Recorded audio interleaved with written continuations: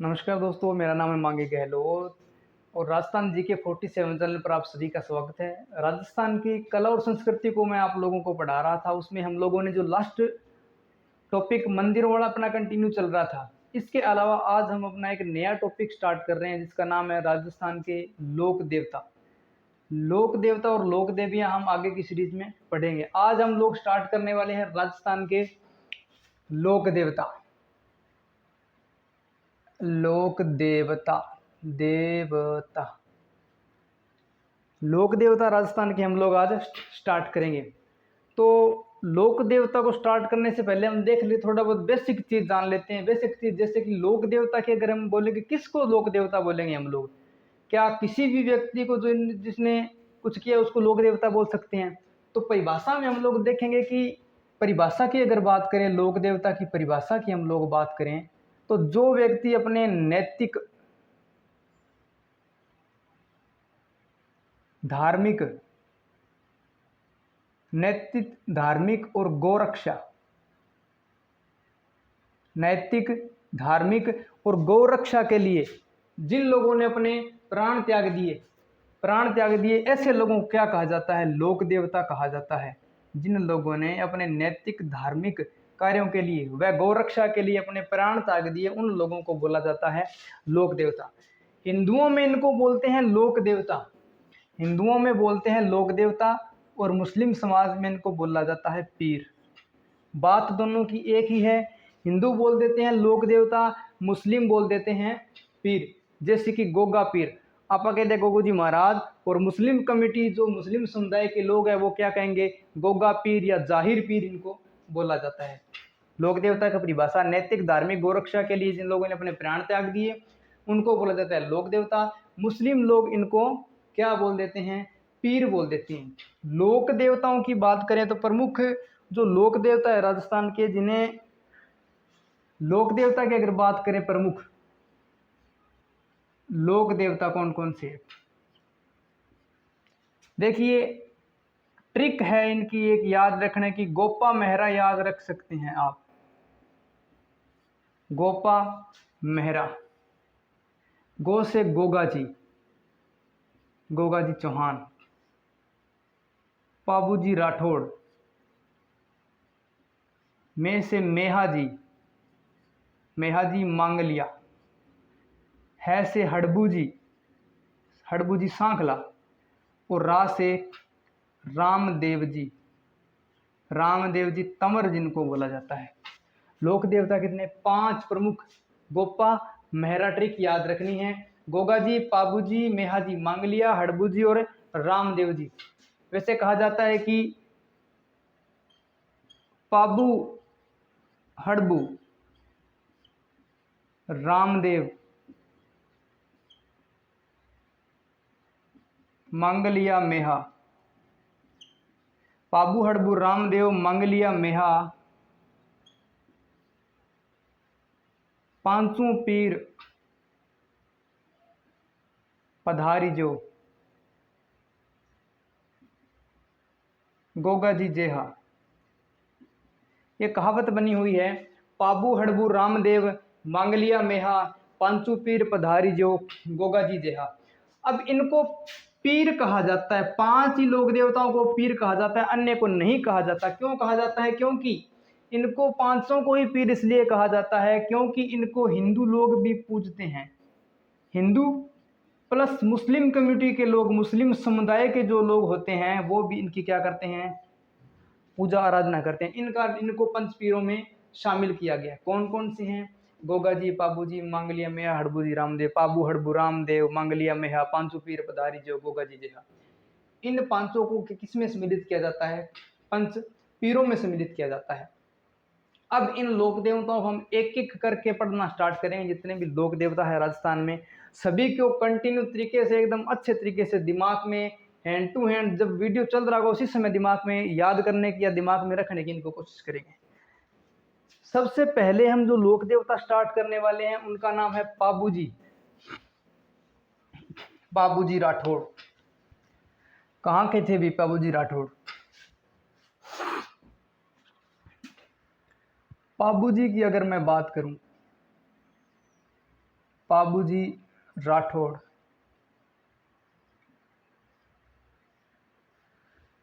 पाबूजी राठौड़ कहाँ के थे?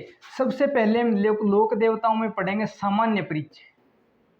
सामान्य परिचय, सामान्य परिचय में कई बात होती, जन्म कठोड़ है, माँ को नाम, बाप को नाम, अगर कोई भाई बहन है तो नाम, गुरु को नाम, अगर कोई वाहन है देवता को जिया घोड़ो है, कहीं होशियार है, कहीं गधो है तो बिंगो नाम। सामान्य परिचय में हम ये बात पढ़ेंगे सबसे पहले कि इनका जन्म कब और कहाँ हुआ। जन्म की बात करें तो याद रखना 1 2 3 3 3 9, 1 2 3 3 3 9। पाबूजी राठौड़ का जन्म कब हुआ? 1239 ईस्वी। 1239 ईस्वी कहाँ पे हुआ? कोल्लूमंड फलोदी, जोधपुर में। कोल्लूमंड नामक जगह जोधपुर में पाबूजी का जन्म कब हुआ? 1239 ईस्वी में हुआ। इनके पिता की बात करें, माता की अगर बात करें, पिता, माता, फिर आती है पाबूजी की पत्नी, और फिर आते हैं पाबूजी के गुरु नहीं आते, फिर आती है इनकी घोड़ी, फिर आती है बहन, और फिर आते हैं बहनोई। ये अगर हम बात करें पाबूजी के सामान्य परिचय में, तो पिता का नाम था धांधल जी। क्या याद रखना है? धांधल जी राठौड़। पिता का क्या नाम है? धांधल जी राठौड़। माता का नाम था कमला दे। कमला दे, दे मतलब देवी, शॉर्ट में लिख देते हैं दे, कमला दे। पत्नी का नाम क्या था? पत्नी का नाम था पाबूजी की फूलम दे। फूलम दे जिनको बोला जाता है सुप्यार दे, भी जिनको प्यार से बोला जाता है, इसे याद रख लेना, सुप्यार दे। घोड़ी की बात करें तो पाबूजी की घोड़ी का नाम है केसर कालमी। मतना दीजे केसर थारो मारो पोत। बहन की अगर बात करें तो पाबूजी की बहन का नाम था सोहन बाई। कहा जाता है कि इनकी बहन का नाम था सोहन बाई। बहनोई की बात करें तो जींदराव खिंची, जो कहाँ के थे? जायल नागौर। सामान्य परिचय की अगर बात करें पाबूजी राठौड़ की, जन्म 1 2 3 3 9, 1 2 3 3 3 9, 1239 कोल्लूमंड में। पिता का नाम धांधल जी, माता का नाम क्या था? कमला दे, पत्नी का नाम सुप्यार दे, बहन का नाम सोनबाई, और जीजाजी है इनके बहनोई का नाम जीतराव खिंची, जो जायल नागौर के सामंत थे कोई। अब देखिए याद कैसे रखेंगे? जिंदराव खिंची तो याद रह जाएगा, इनके साथ युद्ध हुआ था पाबूजी का। बहन का नाम याद रखना है सोहनबाई। जिद किसने करी? सोहन ने। पाबूजी अगर दिमाग में आए तो ये बात भी दिमाग में आनी चाहिए कि जिद करी सोहन ने, यानी कि सोहनबाई पत्नी का नाम और जिंदराव खिंची पति, दोनों पाबूजी के बहन और बहनोई हैं।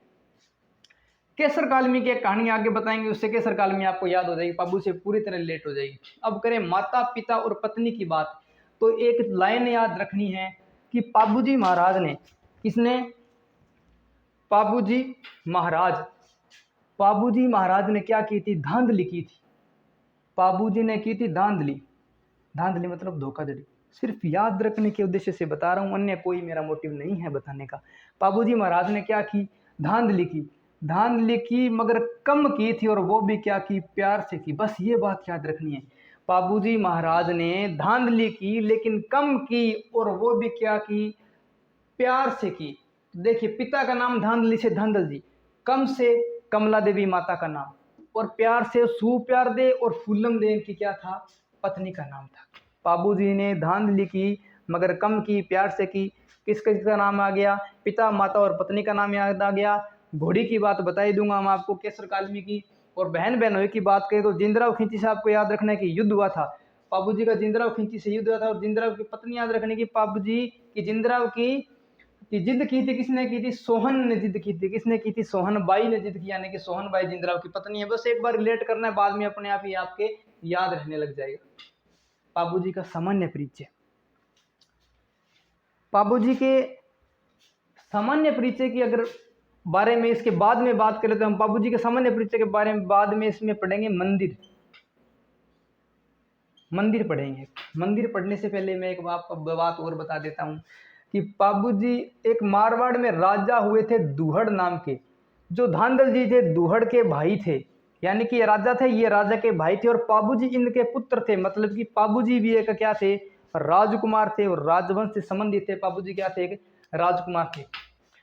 पाबूजी की पाबूजी से कहानी रिलेटेड इस तरह है कि उनकी मम्मी जी से रिलेटेड एक कहानी है कि इनकी मम्मी थी वो परी थी, यानी कि अप्सरा। पापा वाली भी परी नहीं, मम्मी वाली परी नहीं, अप्सरा थी, स्वर्ग की अप्सरा पाबूजी की माता जी को बताया जाता है कि एक बार पाबूजी की माता जी क्या थी, स्वर्ग से यहाँ पे पृथ्वी लोक पे, यानी कि हमारे मृत्यु लोक पे आई हुई थी घुमाई करने के लिए, शेयर करने खातर, पिकनिक मनाने खातर। अठा आया, अठा आए बाद हम बे उड़ गया मारवाड़। मारवाड़ में जाने के बाद क्या हुआ, रात के समय आए हुए थे। मारवाड़ में जाने के बाद वहाँ पे उन्होंने क्या देखा कि एक सरोवर था, एक तालाब था। तालाब देख के गर्मियों के दिनों में आए होंगे, उनका स्नान करने का दिल किया। स्नान करने के लिए जो परी है वो उस तालाब में उतरी, और पाबूजी के जो पिता थे धांधल जी राठौड़, उनका वहीं से उसी मार्ग से आना जाना था, क्योंकि वो तो वहीं के रहने वाले थे। धांधल जी अपनी घोड़ी के साथ आ रहे थे। धांधल जी ने सोचा होगा कि भाई मेरी घोड़ी को प्यास लगी है। घोड़ी को पानी पिलाने के लिए वो इस किसके पास जाते हैं, इस सरोवर के पास जाते हैं, जहाँ पे क्या थी, परी नहा रही थी। ये सरोवर, ये इसमें परी नहा रही थी। इस सरोवर के पास जाते हैं धांधल जी अपने घोड़े समेत। ये धांधल जी का घोड़ा है, घोड़ा लेके धांधल जी जाते हैं समुद्र, इस सरोवर के पास। तो इस परी को नहाते हुए वो देख लेते हैं, और जो परी है वो भी इनको देख लेती है कि कोई मेरे को देख रहा है, टकटकी लगा के एक टक से देख रहा है। और परियों की समस्या क्या होती है, अगर इनको पृथ्वी लोक पे कोई देख ले तो इनकी पावर से, जो सुपर नेचुरल पावर है, इनकी शक्तियां हैं, वे गायब हो जाए, टाटा खत्म, बाय बाय। तो जब इन्होंने इनको देखा तो इनकी शक्ति तो वैसे भी खत्म हो चुकी थी। तब इस परी ने कहा कि धांधल जी तुमने मुझे नहाते हुए देख लिया है, धांधल जी तुमने मुझे नहाते हुए देख लिया है। अब क्या है कि मेरी जो शक्तियां हैं, मेरी सुपर नेचुरल पावर है, वो चली जाएंगी, यानी कि मुझे इसी मृत्यु लोक पे रहना पड़ेगा, तो मैं वापस नहीं जा सकती। तो भाई धांधल जी ने कहा वापस जाने की आपको कोई जरूरत नहीं है। धांधल जी काटी अंगूठी बैग मुंह, अंगूठी काट गए और परी ने दिखाई, बोले विल यू बी माइन, यानी कि क्या आप मेरी बनोगे। यानी कि धांधल जी ने इनको शादी के लिए प्रपोज मार दिया। दोनों की क्या हो गई, शादी हो गई। शादी होगी दोनों की, प्रपोज मार दी, क्योंकि उसके पास और कोई चारा नहीं था। लेकिन शादी से पहले परी ने दो शर्तें रखी कि मेरी दो शर्तें हैं, वो आपको पूरी करनी पड़ेगी। धांधल जी राजा थे, बोले कोई भी शर्तें पूरी कर दूंगा, पता क्या शर्त है। तो परी ने कहा कि एक तो मेरा महल होगा अलग से, सारा मेरो न्यारो एक महल होगा वो। दूसरी बात, महल में अगर कोई आसी तो मेरी आज्ञा लेगे ही आसी, अगर आज्ञा बिना कोई आ गयो तो कहानी खत्म है बैठे। धांधल जी ने कहा दोनों आज्ञाएं, दोनों आपकी जो शर्तें हैं वो एक्सेप्टेड, एक्सेस ग्रांटेड। तो क्या हुआ कि इस आज्ञा को, इस उनके वादे को मानने के बाद महल दे दिया अलग से, और उनकी आज्ञा के बिना वहां पे कोई नहीं जाता। उसके बाद दोनों को एक पुत्र उत्पन्न होता है जिसका नाम रखा गया पाबू, यानी कि पाबूजी राठौड़। पाबूजी राठौड़ बहुत सुंदर थे, कहा जाता है कि सभी देवताओं में सबसे ज्यादा जो सुंदर थे वो पाबूजी राठौड़ को ही बोला जाता है कि पाबूजी राठौड़ बहुत ही सुंदर थे। अपनी परी माता पे गए थे भी, उनकी माँ परी थी तो उसी पे गए थे। ठीक है, अभी कहानी चलती गई है, इनके आज्ञा के बिना कोई वहां पे जाता नहीं, सिस्टम इनका एकदम सेट चल रहा था।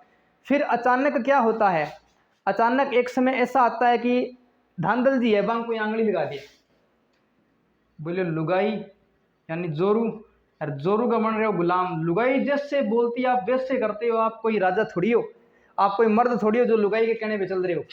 तो धांधल जी क्या करते हैं, उस दिन सारे कस्में वादे तोड़कर यहाँ चले जाते हैं परी के महल में, और जाकर वो क्या देखते हैं कि जो परी है वो शेरनी के रूप में पाबूजी को दूध पिला रही थी। परी धांधल जी को देखती है, उसी समय परी अपने आप असली रूप में कन्वर्ट हो जाती है। उसने बोला था कि मैंने इसी दिन के लिए मना किया था कि मेरी एक ये भी शक्ति है कि मैं अकेली रहती हूँ तो अपना रूप परिवर्तन करके रहती हूँ। तो धांधल जी ने बोला ये तो मिस्टेक हो गई, हो गई तो हो गई। बोला हो गई तो आपको अब क्या करना पड़ेगा, इसका हर्जाना भुगतना पड़ेगा। हर्जाना ये था कि जो परी है वापस अपने लोक में चले गई, जैसे तैसे उसकी पावर पता नहीं कैसे आई, वापस अपने लोक में चली गई। ये कहने वाली कहानियां हैं। वापस अपनी लोक में चले जाने के बाद पाबूजी का जो भरण पोषण या जिसका पालन पोषण किया था वो किसने किया था, माता कमला दे ने किया था। कमला दे ने पाबूजी का भरण पोषण पालन पोषण किया, उन्हें बड़ा किया, बड़े हो गए पाबूजी। अब आई भाई उनकी शादी की बात। शादी हुई उनकी कहाँ पे, अमरकोट में हुई शादी। अमरकोट, अमरकोट पाकिस्तान के सिंध प्रांत में है वर्तमान में, जिसका प्राचीन नाम उमराना था। उमराना या अमराना भी बोल सकते हो, ये प्राचीन नाम था उसका। वहाँ के सुरजन जी सोडा की पुत्री फूलम दे या सुप्यार दे बोल सकते हो, उनके साथ बाबूजी का रिश्ता हुआ। वहाँ उनकी शादी होनी थी। शादी का समय आया, बाबूजी एकदम बढ़िया तरीके से तैयार हो गया, बीन बन गया, शेरवानी पहन ली, टोपी वोपी लगा के, कटार वटार सो क्यों गाल गए, सेंट छिड़ गए, एकदम तैयार। तैयार होने के बाद क्या होता है कि बाबूजी के दो सहयोगी थे, भील भाई जिनको बोल सकते हैं, कि भील जाति के लोग थे और सहयोगी थे। बाबूजी के भील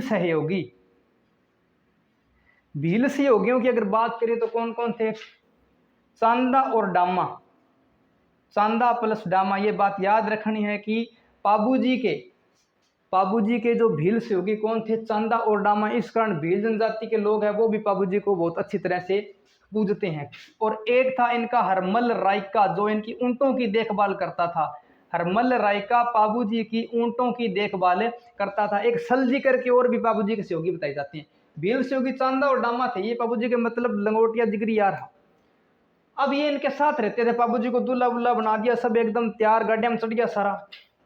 बिन वाले डोली यही को नहीं, डोली बिना बिन बारात लेके जैसे किया।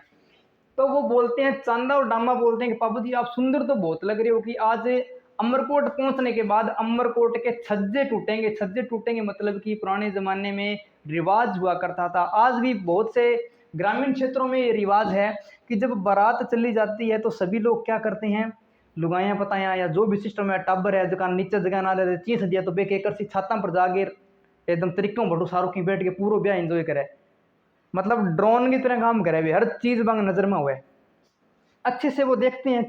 तो जब छत पे वो चढ़ जाते हैं तब बोला जाता है कि छत उनके वजन से छज्जे टूट जाएंगे। तो चांदा और डामा ने बोला था कि बाबूजी आज तो अमरकोट के या उमराने के क्या टूट जाएंगे, छज्जे टूट जाएंगे, लेकिन एक कमी है। तो बाबूजी ने बोला भी बताओ क्या कमी है, पूरी करेंगे। चांदा और डामा ने कहा कि बाबूजी त्यार गणाई सुना हो गया, एकदम जोरदार लगो सुना हैंडसम गबरू, पर दिक्कत एक ही है, आपने कन घोड़ी सुनी कोनी, घोड़ती की कोई व्यवस्था करो, बिंग बाद में अगली सेटिंग बैठे है आप बरात लेके चला। तो बोले घोड़ती के सेटिंग करा, बाबूजी के घोड़ती को इलाज थे बताओ क्या करा। तो चांदा डामा बोलिया आपने गांव में एक लुगाई है, नाम है वहां देवल, दिख रहा है क्या यहाँ से? हाँ, नाम क्या है उनका? देवल, और चारण जाति की है। किस जाति की है? चारण। तो महिला के लिए चारणी शब्द का प्रयोग कर दिया गया कि देवल चारणी एक औरत है, उनके पास एक घोड़ी है जिसका नाम क्या है? केसर कालमी, जो कि बाबूजी की घोड़ी है केसर कालमी। वो है घोड़ी किसकी? एक्चुअल में देवल की है। कि बीकन जाओ बिन पूछो, उससे पूछो, अगर वो अपनी घोड़ी दे दे तो फिर चार चांद लग जाएंगे। बाबूजी यहाँ लाख से फॉर्चुनर लेके गया, फॉर्चुनर जी तो रो वो भी केसर कालमी में, नॉर्मल घोड़ी आल्टो मार्शल बोलेरो केसर कालमी लेके जाओगे तो फॉर्चुनर। तो क्या किया कि भील से होगी दोनों चांदा और डामा देवल माता के पास गए, उन्होंने बोला कि हमें आपकी घोड़ी दे दीजिए, हमारे जो बाबूजी राठौड़ राजकुमार है उनकी आज बारात जा रही है। तो उन्होंने कहा कि नट तो किया सकूं, बाबूजी राजकुमार है, राजा वो थे, नट के जाऊंगी बट कटे जाऊंगी।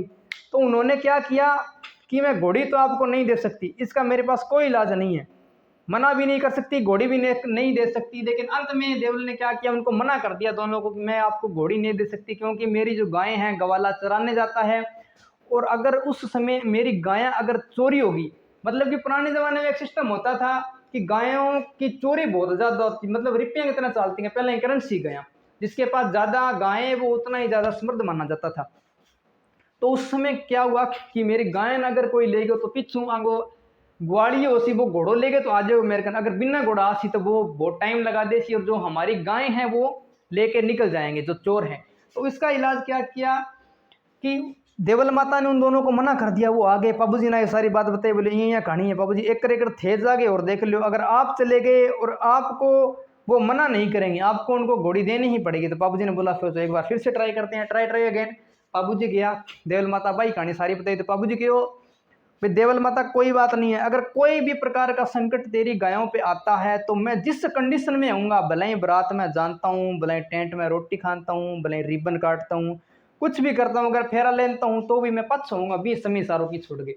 देवल माता ने कहा ठीक है बाबूजी, बारात में समय तो लगता है, फिर भी चलो देख लेते हैं, किस्मत के हिसाब से तेरी मान लेते हैं, जैसा होगा वो देखा जाएगा। तो वहां से केसर कालमी लेके बाबूजी पूरी बारात के संग पहुंचते हैं कहाँ? अमरकोट या उमराना में पहुंचते हैं।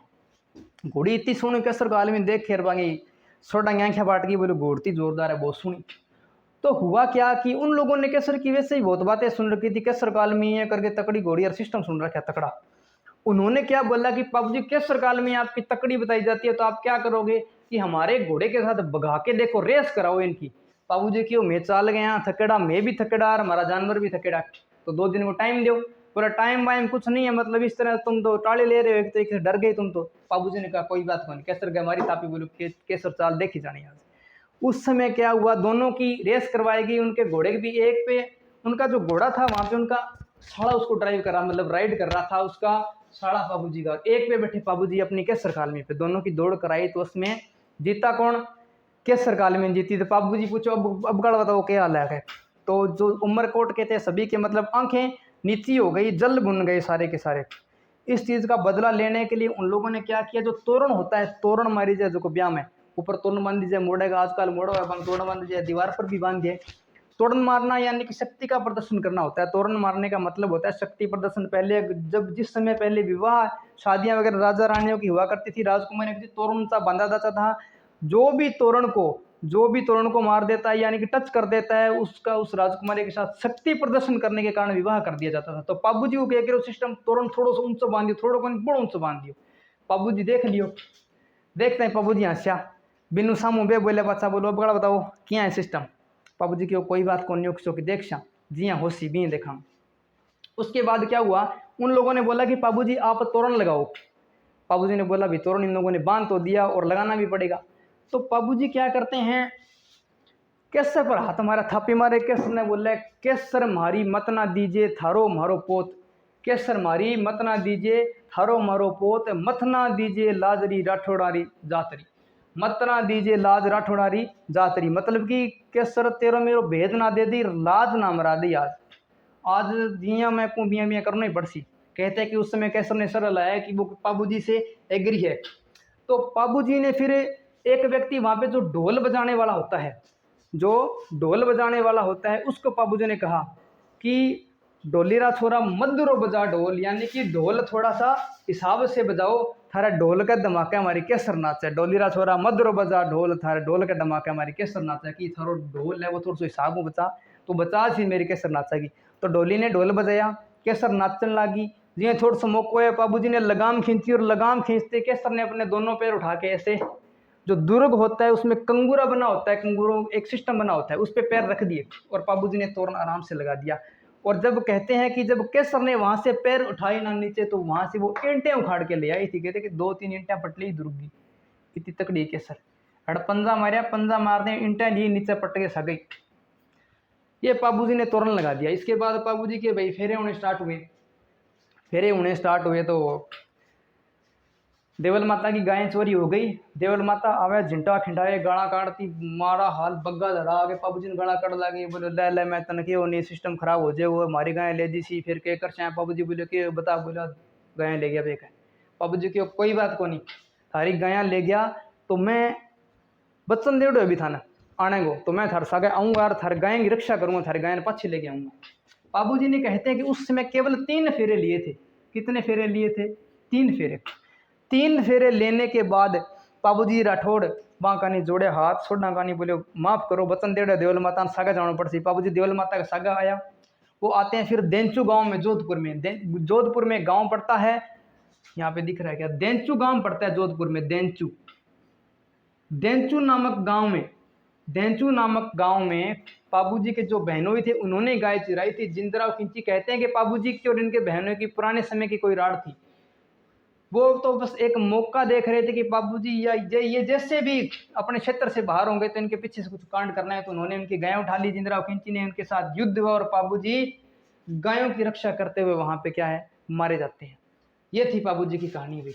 बाबू जी ने 3 फेरे लिए थे। बाबू जी को अवतार कहा जाता है लक्ष्मण का। किसका अवतार कहा जाता है बाबू जी को? लक्ष्मण का अवतार कहा जाता है कि रघुकुली रीत सदा चले प्राण जाए पर वचन ना जाए, इसलिए वचन दिया था ना देवल माता को, तब बाबू जी ने पूरा किया था। और एक कहानी एक ये भी कहती है कि बाबू जी राठौड़ लक्ष्मण का अवतार है, मतलब कि त्रेता युग में ये लक्ष्मण थे। तो त्रेता युग की बात है कि शूर्पणखा जो रावण की बहन थी वो आई भाई श्री राम जी के पास, मतलब कि श्री राम जी पे मंत्र मुग्ध हो गई थी।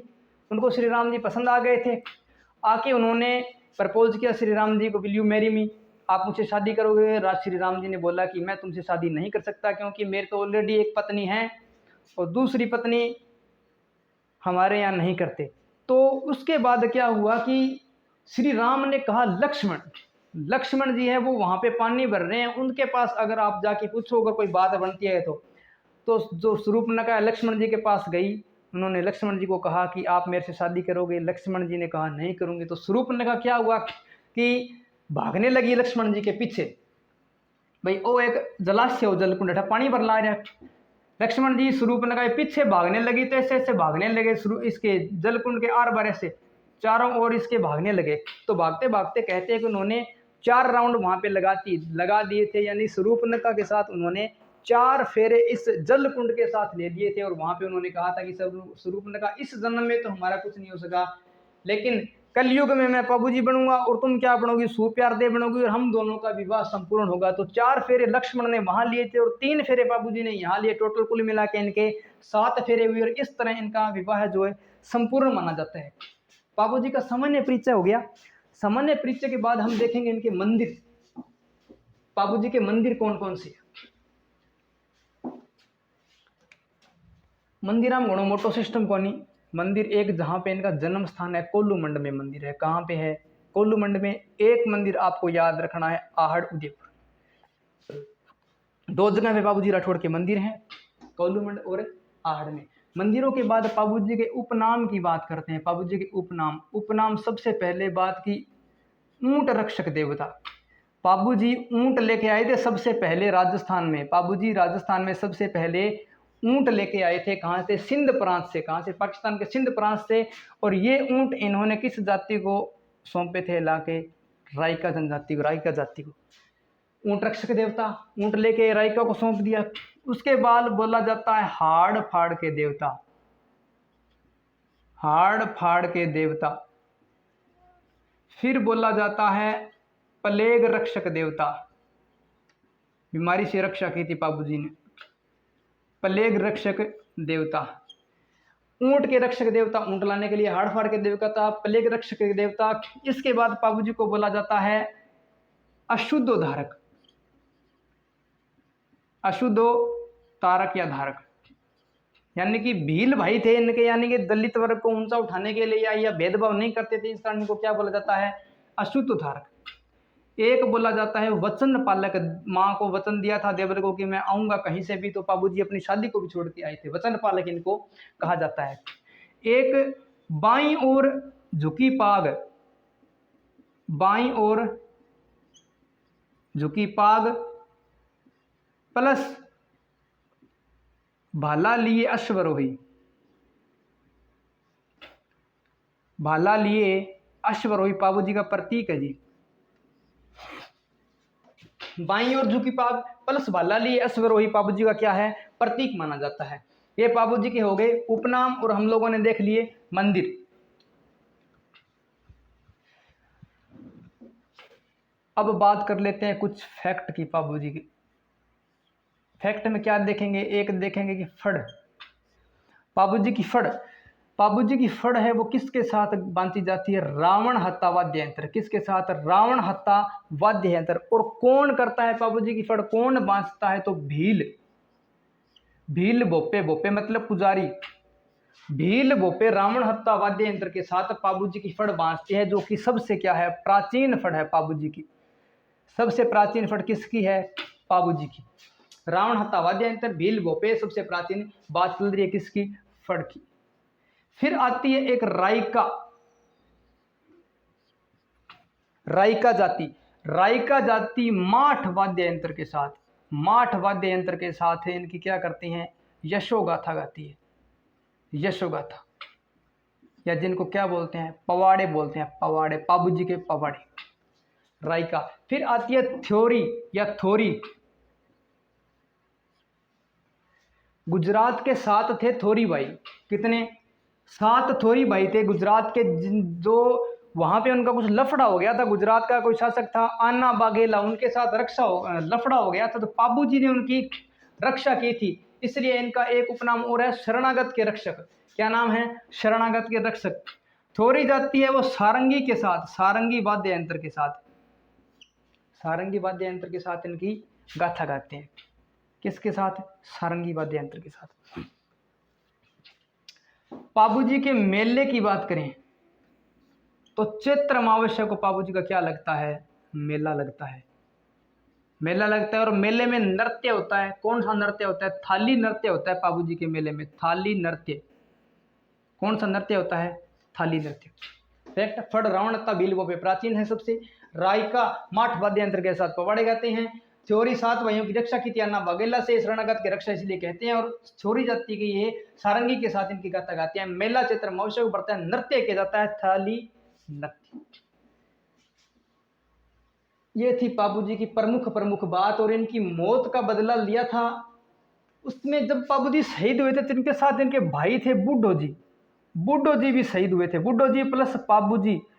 जो बूढ़ो जी का लड़का था जिनका नाम हुआ जरड़ा जी, जरड़ा जी, या फिर जिनको कहा जाता है रूपनाथ जी। क्या कहा जाता है? एक अपने ही रूपनाथ है, चौधरी अड़ो, चौधरी रूपनाथ आ गयो। बूढ़ो जी प्लस बाबू जी दोनों शहीद हुए। जरड़ा जी जो बूढ़ो जी का पुत्र था, रानी गेली के गर्भ से इसने जन्म लिया था। इन्होंने इनकी मौत का क्या लिया था? बदला लिया था। बाबू जी की मौत का क्या लिया? बदला लिया। किसने? रूपनाथ जी, जिनको जरड़ा जी कहा जाता है। अब बात करते हैं बाबू जी की कुछ पुस्तकें हैं उनकी। पुस्तक की बात करें कि पुस्तकें के बारे में बात करें कि बाबू जी पे कौन कौन सी पुस्तकें लिखी गई है, तो उसमें आपको विशेष नाम याद रखना है। एक तो याद रखना है पाबू प्रकाश, दूसरी है पाबू जीरा दुहा,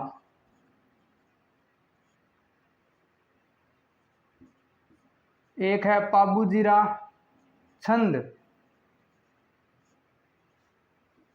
उसके बाद आपको देखना है पाबू जी रा सोरठा, पाबू जी रा सोरठा, एक है पाबू रूपक। अब ये पुस्तकें हैं पाबू जी पे लिखी गई हैं। किस किस ने ये पुस्तकें लिखी हैं? कई बार इनका लेखक पूछ लेता है। तो पाबू प्रकाश लिखी है आसिया मोड़ जी, आसिया मोड़ जी के द्वारा पाबू प्रकाश लिखी गई है। पाबू जी रा दुहा लिखी गई है लगराज के द्वारा, लगराज। पाबू जी रा छंद लिखी है बिट्ठू मेहा जी ने, बिट्ठू जाति है, मेहा जी नाम है। पाबू जी रा सोरठा लिखी है रामनाथ जी ने। पाबू रूपक, सॉरी प्रकाश ने पाबू रूपक जो पुस्तक है वो लिखी है मोतीसर बख्तावर ने।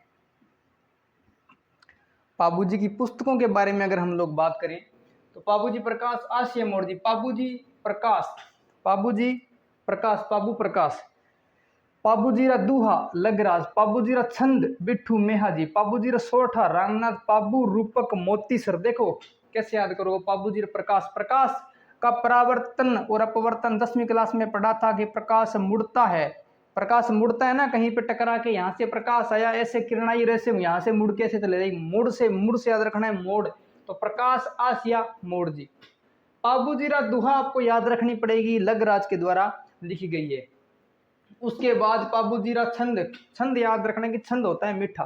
पाबू जी छंद मीठा, मीठा से मिठू, मिठू से बिट्ठू, यानी कि पाबू जी रा छंद, छंद होता है मीठा, मीठा से मिठू और मिठू से बिट्ठू याद रखना है। पाबू जी रा छंद बिट्ठू मेहा जी।